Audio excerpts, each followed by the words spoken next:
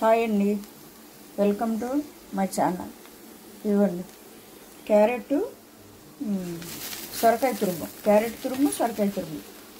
ఒక cup carrot తురుము, ఒక కప్పు వచ్చేసి సొరకాయ తురుము. అలా తీసుకొని స్వీట్ చేస్తున్నాను నేను. ఫస్ట్ ఇదిగోండి మందపాటి గిన్నె తీసుకోవాలి. మందంగా ఉండాలి, అడుగు మందంగా ఉంటే అప్పుడు మన స్వీట్ మాడుకోకుండా చక్కగా వేగుతుంది అనమాట. ఇప్పుడు ఇది పచ్చివాసన పోయే వరకు వేపుకోవాలి. ఫస్ట్ ఎందుకు చూపించలేదు అంటారా మీరు? కరెంట్ లేదు, దానివల్ల చూపించలేకపోయాను.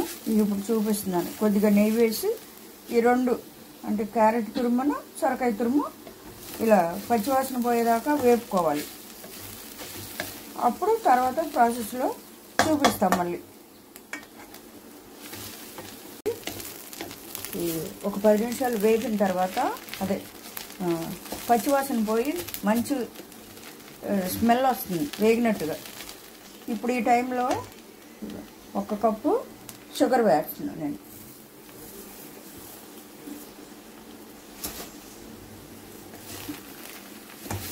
ఇదంతా స్టవ్ సిమ్లో పెట్టి జరుగుతున్న ప్రాసెస్ అన్నమాట. మాడిపోతుంది, హైలో పెట్టుకోండి.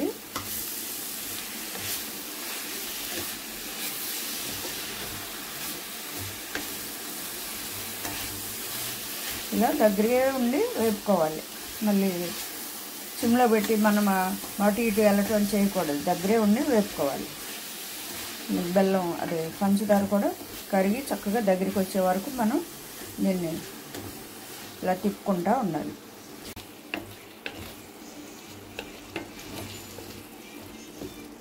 ఇలా షుగరు కరిగి దగ్గరికి వచ్చే వరకు మనం దీన్ని ఇలా, మీరు షుగరు వద్దనుకునే వాళ్ళు అవాయిడ్ చేసేయండి. బెల్లం అదే కిలో బెల్లం వేసుకోవచ్చు, తగ్గించి వేసుకోవచ్చు. నేనైతే కప్పుతో వేసాను. 2 కప్పులకి 1 కప్పు అయినా ఎక్కువే అవుతుంది.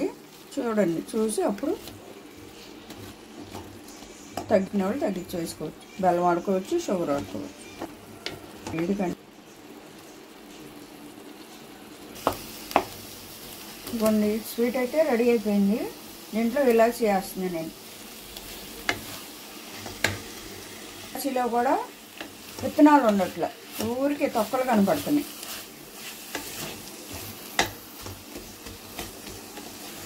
ఆపేస్తున్నాను స్టవ్. తర్వాత మళ్ళీ నేను చూపిస్తాను మీకు.